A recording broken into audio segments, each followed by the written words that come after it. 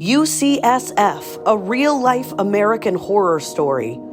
Abortion extremism's influence in America emanates from one of the most prestigious institutions in California, the University of California, San Francisco. Fact: UCSF is the late-term abortion training capital of the U.S.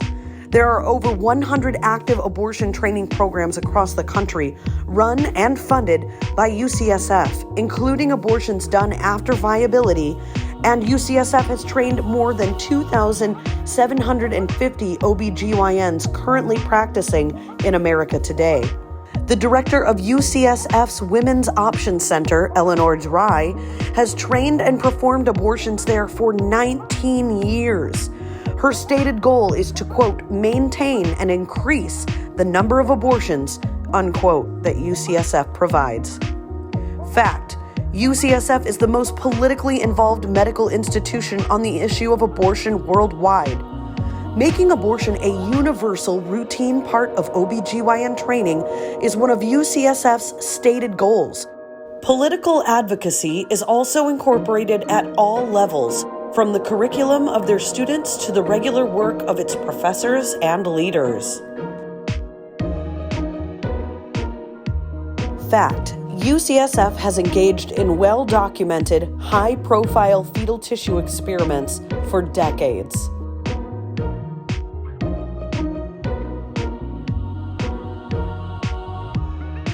Fact: many experiments rely on a monthly supply of late-term human fetuses from elective abortions. One of the most infamous examples of this is a recently canceled contract between the National Institutes of Health and UCSF, which required a team of scientists to acquire 2 fetuses per month for a period of 12 years. The term elective means these fetuses were healthy and free from abnormalities, fatal or otherwise. The pregnancies were also not a result of sexual violence, and neither the life or the health of the pregnant people were at risk. Many of these healthy fetuses were over 21 weeks old, which means they could survive outside the womb if provided medical care. Fact: late-term fetuses meant for experimentation cannot be euthanized humanely. Digoxin, the lethal injection to ensure fetal demise prior to an abortion procedure, cannot be used on fetuses intended for medical research, because feticides severely compromise the quality of fetal tissue for experimentation. Like I said, if you want no dig, your options right now are like UCSF and Planned Parenthood of New York City, and that's it. And the reason it's Planned Parenthood of New York City is because they all trained at UCSF. Oh. So it's like the UCSF school. Wow. Yeah. So I mean, I don't know what the feasibility of that is for you, but to me, that other than UCSF is the largest site of 20 to 24-week cases that have not gotten feticide. We're trying to connect with providers and with clinics that are doing, into advanced second trimester gestation, but also, without diging until later, because diging destroys the material. Like it nukes the stem cells. We have a lot of UCSF-based tissue. I'm getting my cards out. Yes. You said you have a lot of what? A lot of UCSF. So I'm at UCSF. So we have a lot of. We have so many researchers kind of tripping over each other in our sterile. Oh, so you're supplying a lot just to your local people at your institution. Yeah. Do you think? Fact: UCSF performs late-term abortions 2 ways: live dismemberment and labor induction. According to their online lectures, UCSF trains and performs abortions on viable, pain-capable fetuses, either through a D&E procedure, where the fetus is disarticulated, alive, and removed in parts, or a medical induction where the cervix is softened with misoprostol and labor is induced. Fact: medically induced late-term abortions can result in born-alive infants up to half of the time. The Centers for Disease Control and the Congressional Research Service both verify the reality of abortion survivors. According to the Society of Family Planning, up to 50% of labor induction abortions without digoxin can result in born-alive infants. Fact: fetal tissue research continues to this day at UCSF with the full support of university leadership.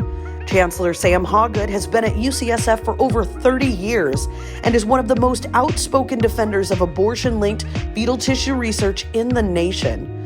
He has openly stated his hostility to any restrictions on the use of aborted fetal tissue, despite the known ethical alternatives. Several NIH contracts involving fetal tissue, to one extent or another, are still active at UCSF. These projects received a combined total of almost $3 million from the federal government between 2018 and 2019 alone. Future cancellation of government funding for abortion-linked projects will likely increase the private funding, and the experiments will continue uninterrupted. Pro-Life San Francisco has confronted Sam Hawgood and the UC Board of Regents on the following separate occasions: September 19th, 2019, November 14th, 2019, January 23rd, 2020, March 19th, 2020, and May 19th, 2020. We have asked for transparency of their protocols for verifying signs of life and other concerns related to their fetal tissue research projects, including the practice of live dismemberment and the possibility of infants being born alive and subsequently killed for experimentation. So far, the university and the regents have failed to respond. Fact: abortionists have historically failed to provide life-saving care for infants born alive during abortions.